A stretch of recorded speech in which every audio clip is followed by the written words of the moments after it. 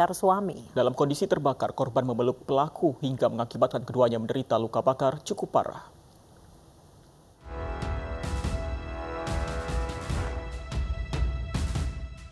Jumadi hanya bisa terbaring tak berdaya di rumahnya. Warga desa Sukajadi, Tanjung Beringin, Kabupaten Sendang Bedagai, Sumatera Utara ini mengalami luka bakar hingga 80%. Ironisnya, Jumadi ternyata dibakar oleh istrinya sendiri. Peristiwa tragis pada 16 Agustus lalu ini berawal dari cekcok antara anak tiri korban yang hendak memasukkan ternak ke kandang.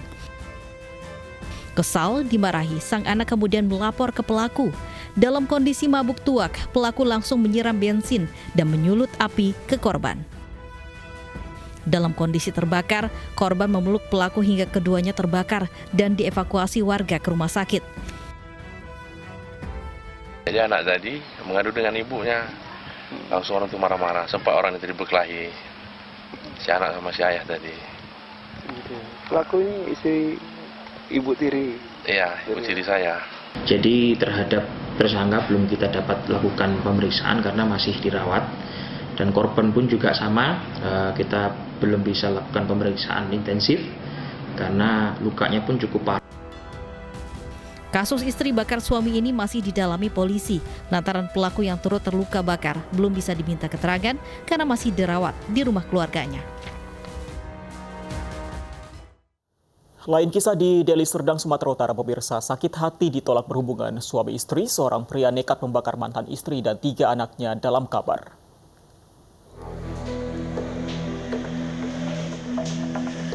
Tujuh Juli lalu, satu rumah di perumahan Banyumas Ari Deli Tua, Deli Serdang, Sumatera Utara sengaja dibakar oleh seorang pria. Ironisnya, di dalam rumah terdapat mantan istri dan 3 anaknya yang terjebak kobaran api. Warga sekitar tidak dapat berbuat banyak lantaran pintu terkunci dan hanya bisa membantu memadamkan api dari luar hingga api tidak membesar dan meluas ke rumah lainnya. Itu memang udah direncanakan sama Pak itu. Soalnya sebelum kejadian itu sore-sorenya dia udah cari-cari botol aqua untuk tempat bensin. Si pelaku ini ya Bang ya? Si pelaku. Pas kejadian yang tadi malam itu memang botol aqua itu udah ada sekitar 10 udah diisi bensin semua. Pas pembakaran itu anak sama istrinya udah di dalam masih terkunci. Jadi dia lemparin lah aqua itu. Datang anak minta tolong ya. Cuman orang pintunya semua dibuka dari luar juga ada jejak. Jadi kami nggak bisa masuk. Keempat korban mengalami luka bakar di mana 1 anak diantaranya cukup serius di bagian punggung. Menurut korban, pelaku marah karena dirinya menolak berhubungan intim karena beralasan sudah bercerai. Tidak lama setelahnya, pelaku kemudian menyiramkan bensin ke rumah saat dirinya bersama ketiga anak sedang tidur. Pelaku yang sempat kabur usai membakar rumah mantan istrinya kini menghadapi proses hukum untuk mempertanggungjawabkan perbuatannya. Kasus suami membakar istri juga terjadi di Balikpapan, Kalimantan Timur. Akibatnya korban dirawat intensif di rumah sakit akibat luka bakar hingga 70%.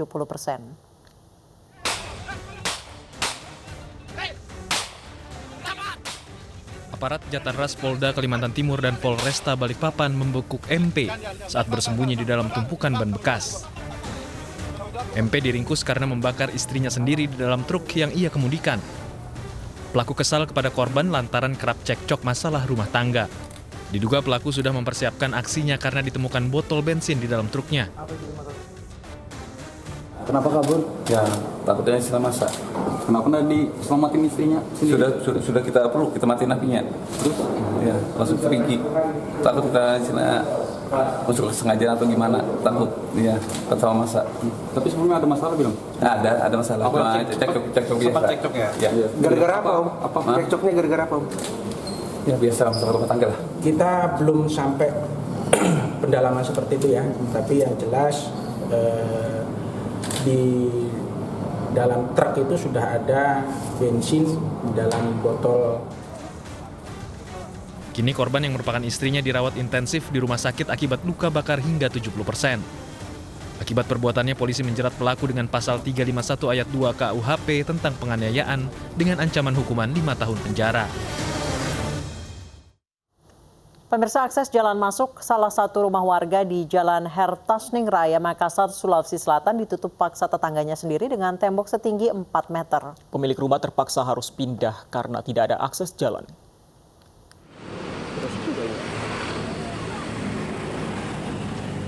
Tembok setinggi 4 meter menutupi akses jalan masuk salah satu rumah warga di Jalan Hertaning Raya, Kota Makassar, Sulawesi Selatan. Tembok dibangun oleh tetangganya sendiri, diduga karena masalah pribadi. Rumah yang sebelumnya dihuni pasangan kakek nenek beserta anaknya, kini kondisinya kosong. Penghuni rumah terpaksa pindah karena tidak ada akses jalan untuk masuk ke dalam rumah. Pihak keluarga tidak menyangka tetangganya akan menutup akses jalan masuk. Pasalnya tanah seluas 3 kali 5 meter yang berada di depan rumah merupakan jalan umum dan milik pemerintah Kota Makassar. Karena dia sudah menang di pengadilan katanya. Tapi yang anehnya, yang kau kan menangkan di pengadilan hanya 3 kali 5 meter.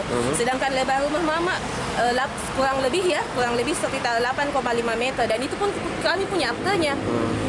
Kenapa sampai kau tutup semuanya? Seharusnya kan kami masih punya jalanan.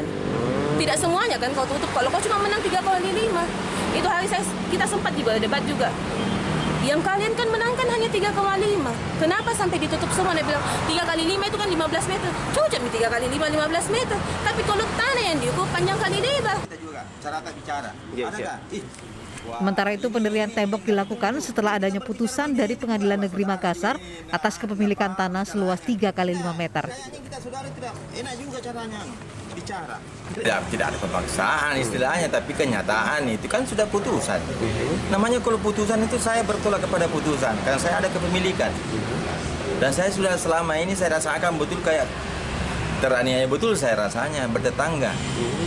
Kita sudah memberikan solusi yang terbaik, pernah eksekusi, saya berikan lagi fasilitas untuk keluar masuknya, tapi malah menjadi-jadi. Laporkan lagi saya kebalik, bahwa tidak pernah menjual. Baguskah kira-kira kalau begitu? Pihak keluarga berharap ada upaya mediasi untuk mencarikan solusi agar akses jalan masuk rumah warga dibuka kembali. Dari Makassar, Sulawesi Selatan, Julius Twin, iNews melaporkan.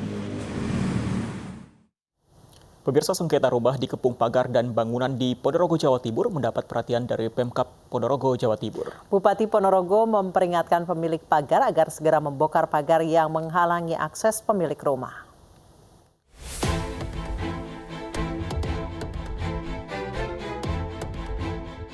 Kasus rumah di Kepung Pagar milik Wisnu Widodo, warga desa Gandu Kepuh, Kecamatan Sukorejo, Ponorogo, mendapat perhatian. Pemerintah Kabupaten Ponorogo memperingatkan agar pemilik pagar segera membongkar pagar. Jika peringatan tidak diindahkan, pagar yang menghalangi rumah Wisnu Widodo akan dibongkar bersama pemerintah Kabupaten Ponorogo.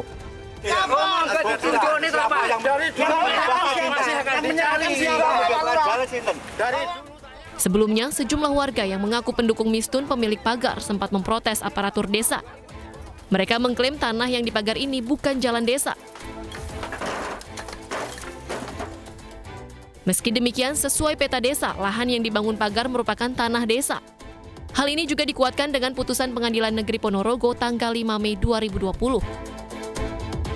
Dari Ponorogo, Jawa Timur, Ahmad Subeki, iNews melaporkan.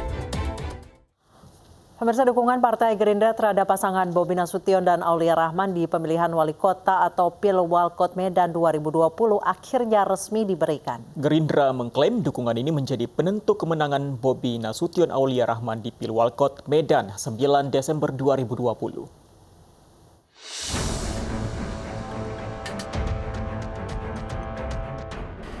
Meski belum mengumumkan secara resmi, Partai Gerindra akhirnya menyerahkan dukungannya kepada Bobi Nasution dan Aulia Rahman untuk maju di Pilwalkot Medan 2020. Penyerahan dukungan dari Partai Gerindra untuk pasangan bakal calon wali kota dan wakil wali kota Medan tersebut dilakukan Rabu petang di kantor DPP Partai Gerindra oleh Sekjen DPP Partai Gerindra Ahmad Muzani. Wakil Ketua DPD Partai Gerindra Sumut Sugiat Santoso menyatakan, Kota Medan saat ini menjadi atensi Partai Gerindra di Pilkada serentak 2020. Dukungan Partai Gerindra terhadap pasangan Bobi Nasution Aulia Rahman di Pilwalkot Medan diharapkan menjadi kunci kemenangan bagi pasangan Bobi Aulia. Jadi kita lah ya, DPC Kota Medan bahkan nanti sampai ke ranting-ranting siap mengamankan keputusan Bapak Prabowo Subianto.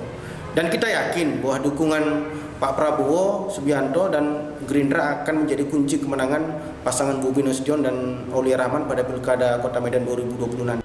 Sejauh ini pasangan Bobi Aulia Rahman telah meraih 3 dukungan partai, yakni PD Perjuangan, Partai Golkar, dan Partai Gerindra. Dari Medan, Sumatera Utara, Said Ilham, iNews melaporkan.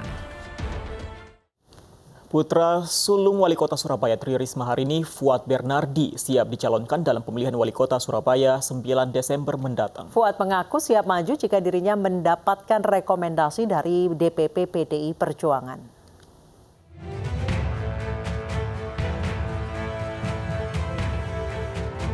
Fuad Bernardi, putra sulung Wali Kota Surabaya Tri Risma hari ini, mengaku siap dicalonkan dalam pemilihan Wali Kota Surabaya 9 Desember 2020 mendatang.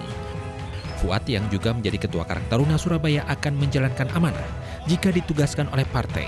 Meski demikian, Fuad cenderung memilih untuk dicalonkan sebagai Wakil Wali Kota Surabaya. Memilih untuk sebagai cawali ataupun cawawali, sebenarnya saya lebih semua memutuskan terkena dari DPP seperti apa.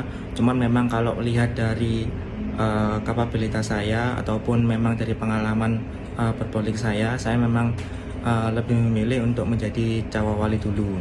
Fuad sendiri merupakan kader DPC PD Perjuangan. Untuk meraih dukungan, dirinya telah menyiapkan tim relawan dari kaum milenial. Dari Surabaya, Jawa Timur, Hari Tambayong, iNews melaporkan. Pilkada 2020 menjadi percaturan politik bagi kerabat pejabat. Anak presiden, wakil presiden, para menteri hingga kepala daerah berlaga dalam kontestasi yang akan digelar 9 Desember 2020.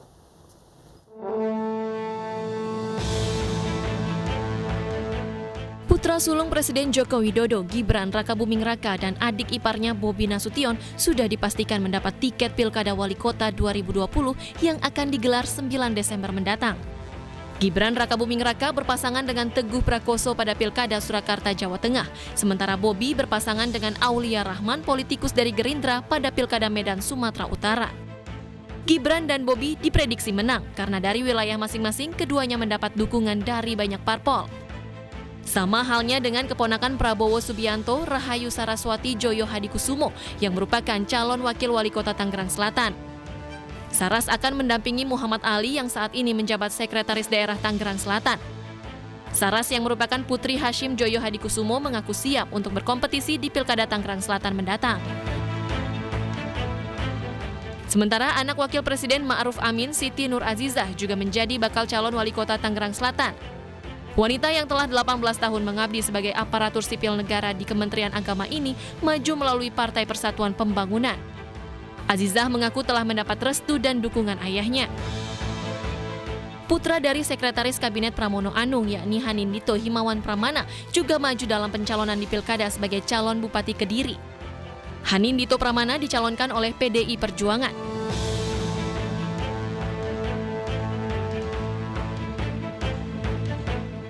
Sementara masih ada sejumlah kerabat pejabat lainnya yang juga ikut kontestasi Pilkada 2020. Seperti adik Menteri Ketenagakerjaan Ida Fauziah, Titi Masuda, turut maju menjadi calon wakil Bupati Mojokerto yang merupakan kader Partai Kebangkitan Bangsa. Irman Yassin Limpo menjadi calon wali kota Makassar yang merupakan adik kandung Menteri Pertanian Syahrul Yassin Limpo. Irman Yassin Limpo diusung 3 partai, yaitu Partai Amanat Nasional, Partai Golkar, dan Partai Keadilan Sejahtera. Pilar Saga Ihsan yang merupakan anak dari Bupati Kabupaten Serang, Ratu Tatu Hasanah ini dinilai menjadi daya tarik bagi suara pemuda pada perhelatan Pilkada Kota Tangerang Selatan. Ibu Fiestiandani, istri Bupati Banyuwangi Abdullah Azwar Anas, mendapatkan rekomendasi dari DPP PDI Perjuangan untuk maju sebagai calon Bupati Banyuwangi pada Pilkada Kabupaten Banyuwangi 2020-2025. Robi Kurniawan atau yang akrab disapa Robi merupakan putra kedua dari mantan Bupati Bintan 2 periode Ansar Ahmad. Robi maju menjadi calon Bupati Bintan yang mendapat dukungan dari Partai Golkar. Neni Murniani sebagai calon wali kota Bontang ini merupakan ibu ketua DPRD Bontang, Andi Faisal. Neni mendapat dukungan DPP Partai Solidaritas Indonesia Kota Bontang, Kalimantan Timur. Rezita Melani juga menjadi calon Bupati Indragiri Hulu pada Pilkada Riau. Ia merupakan istri Bupati Indragiri Hulu Yopi Arianto. Marlin Agustina menjadi calon Wakil Gubernur Kepulauan Riau. Marlin merupakan istri Wali Kota Batam Muhammad Rudi. Adi Sukemi resmi diusung Partai Golkar untuk menjadi calon Bupati Pelelawan. Adi Sukemi merupakan anak Bupati Pelelawan Muhammad Haris.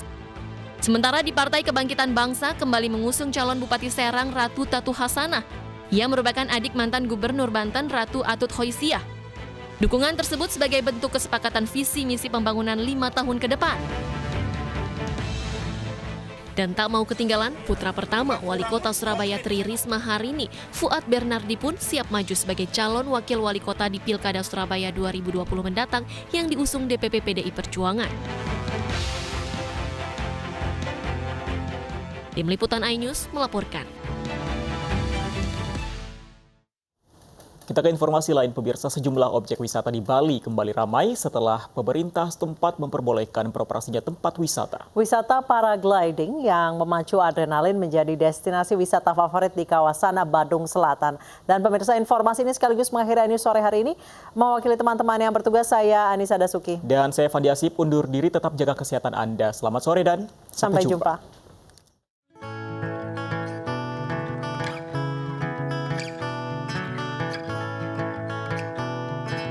Bagi para pecinta adrenalin, wisata yang satu ini jangan sampai terlewat. Di Badung, Bali, wisatawan diajak menikmati sensasi keindahan alam Bukit Timbis dan Pantai Pandawa dari udara. Jika cuaca mendukung serta angin berhembus ke arah yang tepat, maka itu adalah saat yang tepat untuk memulai petualangan menikmati wisata paragliding. Namun bagi yang takut terbang sendiri, pengunjung tetap bisa menikmati keindahan Bukit Timbis dari udara dengan tandem paragliding.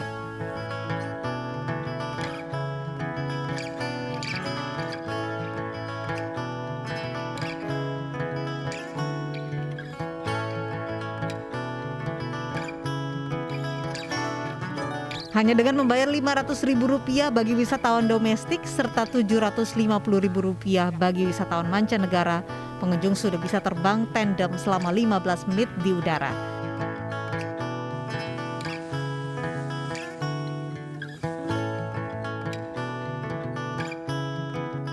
Terbang di atas Bukit Timbis, pengunjung tidak hanya disuguhi pemandangan birunya laut Pantai Pandawa secara sempurna dari udara, tapi juga deretan tebing eksotis yang membentang dari kawasan Nusa Dua hingga Uluwatu.